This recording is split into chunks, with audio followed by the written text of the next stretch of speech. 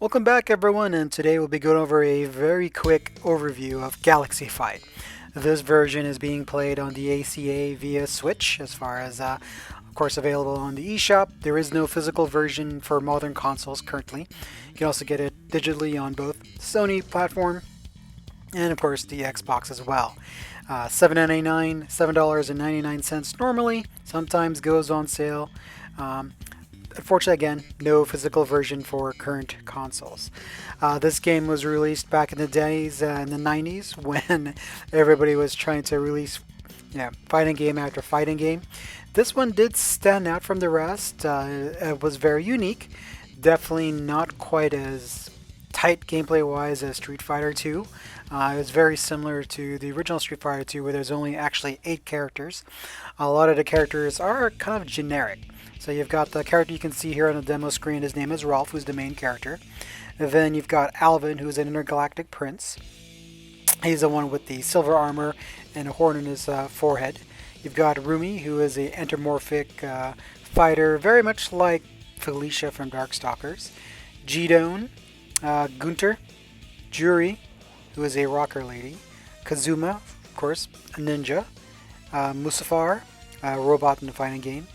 Yakupu, who is a killer bunny, and also a final boss. His name is Felden, who's spiky haired, and also a generic fighter guy named Brew, and then also a secret character named Bonus Coon, who basically looks like a big either chalk or punching bag, no arms or legs, with red headband, pretty much like Ryu.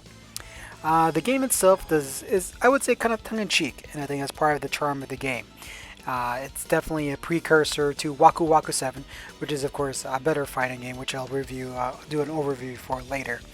Um, it's kind of a mix of whether or not it's tongue-in-cheek in the way that there's some seriousness, but at the same token, it's just some of the ideas, some of the characters are just so wacky that I think it's kind of on purpose that the game itself sees itself in more of a self-parody mode in regards to some of those characters. A lot of the characters are slight rip-offs of Street Fighter, but again, it was pretty much part of the course for the genre. The backgrounds themselves are pretty sparse. The one cool thing is that it does kind of scale in and out, much like Art of Fighting, Samurai Showdown. The AI itself is a bit cheap, and as you can see here for my single player play, it can get quite frustrating. But if you are playing two players or playing with a human opponent, it's a lot more fun since both players will be getting used to the controls, the timing, and everything. And of course, eventually once you do know all the moves and can recognize, there's definitely some things you can definitely take advantage of. I will say with the capture device, there are some projectiles that for some odd reason were not able to show in the capture. They would show for the first couple of rounds and then disappear. But when you're actually playing the game, they are there. But for some odd reason, the capture device was having problems with some of those sprites. The A, B, and C buttons are mapped to generic weak, medium, or heavy attacks. It is a little bit annoying and also a little bit tough, especially if you don't know the movesets. A lot of times when I was trying to use these characters, I was trying to default to either charge moves like Guile, or try to do Street Fighter moves with either quarter circle or half circle motions. There aren't any super attacks in the game, a lot of it's just specials. Again, as I mentioned, the AI is pretty cheap just because you can easily counter any one of your moves, and of course, for some odd reason, it seems like it always has priority and is able to counter using the exact move that it needs to hit you out of your attack or block at the exact same moment that you need to be blocked. The game itself was released on the Neo Geo, of course, Neo CD, Sega Saturn, and the PlayStation. The home versions on the CD, of course, came with arranged soundtracks, which you can hear some of it in the background. They did release a PS2 version, which is almost near perfect, which is the nice part is you can actually select from the original soundtrack or arranged ones. And then again, the reason why this is both kind of one of my favorites and also one of the games that didn't quite age as well, much like the original first 3 Fatal Fury games, is that one is the AI is cheap. That's only for single player mode, but if you do play with a group of friends, playing it multiplayer, it is definitely a lot more fun. It's unique in the fact that the characters are a mixture of both tongue-in-cheek and somewhat serious at the same time. Some of the character designs are pretty decent. Fortunately, this does again lead the way to Waku Waku 7, which is actually the better fighter. The characters themselves, unfortunately, the tightness of control is not quite there, but it's definitely better than the first Fatal Fury series. The light, medium, and heavy attacks don't always correspond to light, medium, or heavy attacks of the same exact special.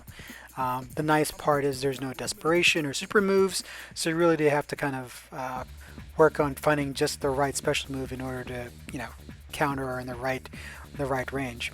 As you can see here with my fight against Alvan, a lot of his projectiles in the recording while I was recording this were actually not showing up, so it made it very hard to know when to dodge or block. However, that said, when you are playing on the screen, not recording, that is viewable, so that made it a little bit easier. The scaling and the zooming is a little distracting, not quite as distracting as the first Art of Fighting, but definitely not quite as measured or paced as Samurai Showdown. There's no ring outs in this game. I wish, which is nice, so then that way, you can't, oh, actually, let me take that back. There's no ring outs, but the both positive and negative of that is at least you won't get cheaped out when you get, you can't get knocked out like some of the original Fatal Fury real bout games. But the same token, in some of the rounds that you saw earlier, if the timer runs down, the AI will actually be kind of cheap and start to just run away. And without a dash or a run kind of a directional command, it makes it tough to close that gap. So that is a little annoying. But overall, this is definitely still a fun, unique fighter.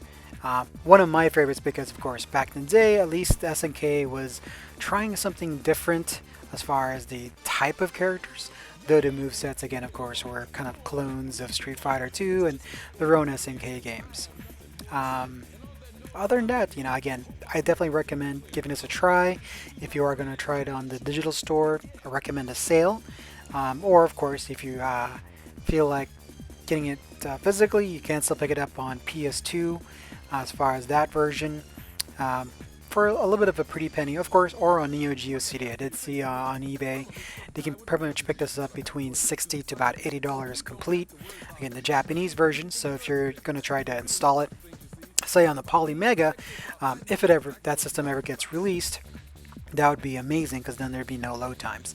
I myself, I guess I'm a huge Neo Geo fan, so I do pick up any of the official releases just so I can show support for Neo Geo. Definitely, of course, a lot cheaper than buying an AES version, whether that be Japanese or American.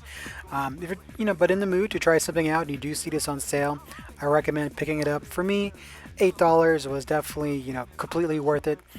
I'm not sure I would have paid more for that, especially for a digital copy. I would only pick up a physical copy if, say, Limited Run Games releases a special inaugural edition.